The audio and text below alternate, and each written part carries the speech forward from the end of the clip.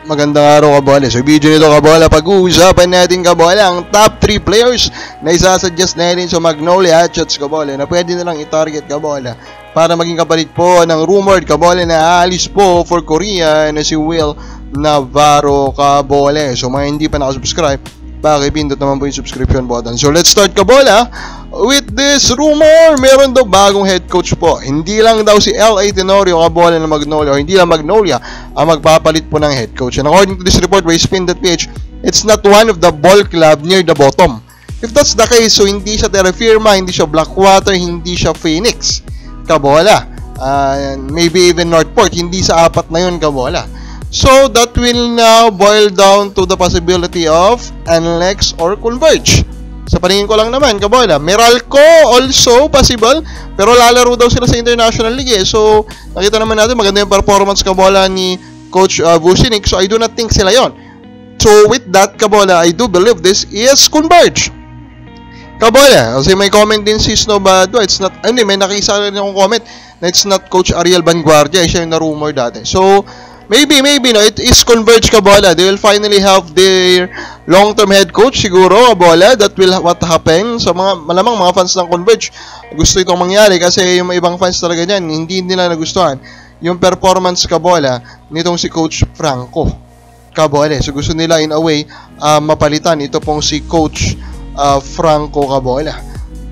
Now kabola, dito naman tayo sa isa pa pong nag-iinit ngayon kabola, which is eto nga pong discussion kabola regarding dito po sa parity. Na-repost to kabola, matagal na tong sinabi ni Coach Yang Giao kabola, pero na-repost siya ulit kabola, no? Ito pong regarding kay sa parity kabola, ang sabi ni Coach Yang, ever since naman ang aking advocacy is parity. Kung gusto natin ng exciting games, kung gusto natin na magkakaganda sa manonood, para sa akin, that should be the direction of the PBA. And I do believe that kabola. I do believe that the PBA should make moves to improve the parity of the league. Paulit-ulit naman natin ito sinasabi kabola. Ang una dyan talaga is mapalitan yung mga farm teams with independent teams kabola. So that's the first real step to parity kabola. Without that kabola, mahirap pa din kabola na ma-achieve yung parity na yan. Although of course, Coach Yang and Reno siya, they are trying their best to compete. Pero makikita mo talaga, hanggang semis lang sila kabola kasi kulang talaga sa talent. And unfortunately kabola, diba? Yung mga paths kabola to talent kabola, talaga na-take advantage din ng mga conglomerates na gumagamit po ng kanilang kabola extra financial capacity to overcome their other obstacle kabola. Now, ito muna tayo kabola, comments muna tayo ng mga fans. Pa-shoutout sir, sabi po ni Ronald Barbusidad. And then sabi ni Lem, sa finals walang scripted, gawa-gawa lang ng mga nayupak na beater sa PBA. Sister team ang susyuntukan lahat, may kontrata ipapakita nila na makakaya nila. Sabi naman niya kabola. And now kabola, ito na ano. So, yun nga, papalis na daw nga po si Will Navarro. So, sino yung top 3 players na dapat consider ng Magnolia na subukan kunin para palitan siya? Una sa palistahan natin will be Ken Taffen of Phoenix. He's also a forward kabola. He is not as skilled as Will Navarro. Para defensively kabola, okay din si Ken Taffen.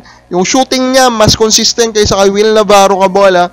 So, kung gusto nila ng forward type kabola na player that can also handle the ball, that defends well, magandang target yan si Ken Taffen. Number 2 natin, ito, kung gusto nila, ayaw nila magbigay po ng malaking trade package, ang madaling kunin ngayon na forward is Kevin Ferrer. Ferrer will give you the experience, Ferrer will give you the defense, Ferrer will give you that shooting kabola that kailangan mo din.